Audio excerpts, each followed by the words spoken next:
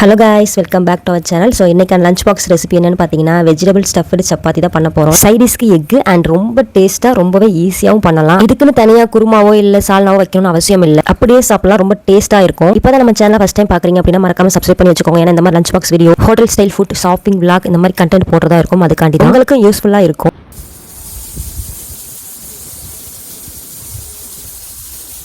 நம்ம எப்போதும் போல் சப்பாத்தி மாவுலாம் பிணைஞ்சு ஒரு ½ hour வந்து ரெஸ்ட் விட்டுறலாம். நெக்ஸ்ட்டு வெஜிடபிள்லாம் வந்துட்டு வேக வச்சு எடுத்துப்போம். அதுக்கு வந்து நான் குக்கரில் தான் வேக வைக்க போகிறேன். உங்களுக்கு விருப்பம் இல்லை அப்படின்னா நீங்கள் தனியாக கூட எடுத்து ஒவ்வொன்றையும் வேக வச்சு எடுத்துக்கலாம். ஸோ இப்படி பண்ணும்போது வேலை ஈஸியாக ரொம்பவே முடியும். கேரட் 1, பீன்ஸ் 1/2 கப்பு, பட்டாணி 1/4 கப்பு, உருளைக்கிழங்கு பெருசாக இருந்தால் 1, எல்லாத்தையும் போட்டு ஒரு 5 விசில் வந்ததுக்கப்புறம் எடுத்துப்போம். நெக்ஸ்ட்டு ஒரு கடாயில் 2 டேபிள் ஸ்பூன் ஆயில் ஆட் பண்ணிக்கோங்க. ஒரு துண்டு இஞ்சினை குட்டியாக கட் பண்ணி வச்சுருக்கேன், அதையும் ஆட் பண்ணிக்கலாம். நெக்ஸ்ட்டு வெங்காயம் 1 எடுத்திருக்கேன், அதையும் இதோட ஆட் பண்ணிவிட்டு நல்லா ப்ரௌன் கலர் ஆகிற வரைக்கும் வதக்கிக்கோங்க. வெங்காயம் நல்லா வதங்கினதுக்கப்புறம் நம்ம வேக வச்சுருந்த வெஜிடபிள்ஸை வந்து இப்போ ஆட் பண்ணிப்போம். நல்லா மசிச்சுக்கிட்டு ஒரு 2 மினிட்ஸுக்கு அப்புறம் நம்ம மசாலா ஆட் பண்ணுவோம். சீரகம் 1/2 டீஸ்பூன், மிளகாய்த்தூள் 1/4 டீஸ்பூன், மிளகுத்தூள் 1/4 டீஸ்பூன், கரம் மசாலா 1/4 டீஸ்பூன், மஞ்சள் தூள் 1/4 டீஸ்பூன், உப்பு தேவையான அளவு. தென் கொத்தமல்லி ஆட் பண்ணி நல்லா மிக்ஸ் பண்ணுங்க. ஃபில்லிங் வந்து நல்லா ட்ரை ஆகணும், அந்த அளவுக்கு ரோஸ்ட் பண்ணணும். நல்லா ட்ரை ஆனதுக்கப்புறம் ஸ்டவ் ஆஃப் பண்ணிடுங்க. ஸோ நெக்ஸ்ட் ப்ராசஸ் போவோம்.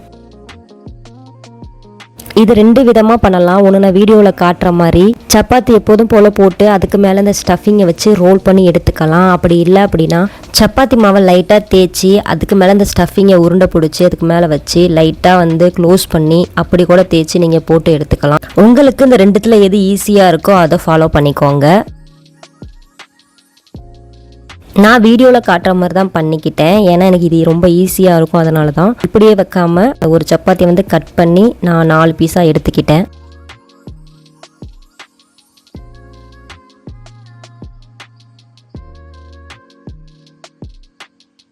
ஸோ அவ்வளோதான் காய்ஸ், நீங்களும் இது மாதிரி ட்ரை பண்ணி பாருங்கள். நீங்களே பார்த்துருப்பீங்க எவ்வளோ ஈஸியாக இருக்குது அப்படி சொல்லிட்டு. டேஸ்ட்டும் நல்லாயிருக்கும்.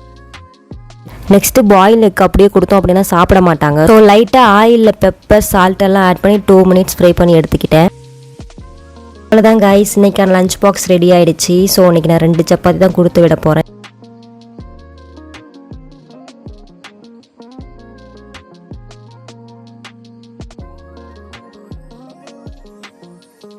அண்ட் சைடிஷ்க்கு ஒரு egg. So next snacks box பார்ப்போம்.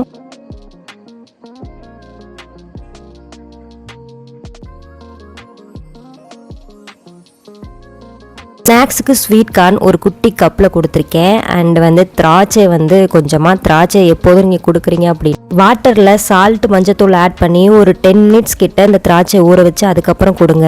ஸோ அவ்வளோதான் காய்ஸ், இன்றைக்கி பார்த்தீங்கன்னா நம்ம ஸ்நாக்ஸும் லைட்டாக தான் கொடுத்துருக்கோம், லஞ்சும் லைட்டாக தான் கொடுத்துருக்கோம். இந்த வீடியோ உங்களுக்கு பிடிச்சிருக்கு அப்படின்னா மறக்காமல் சப்ஸ்கிரைப் பண்ணி வச்சுக்கோங்க. அண்ட் வீடியோவை லைக் பண்ணிக்கோங்க. அண்ட் உங்கள் ஃபேமிலி ஃப்ரெண்ட்ஸ்க்கு ஷேர் பண்ணி விட்டுருங்க. தேங்க்யூ.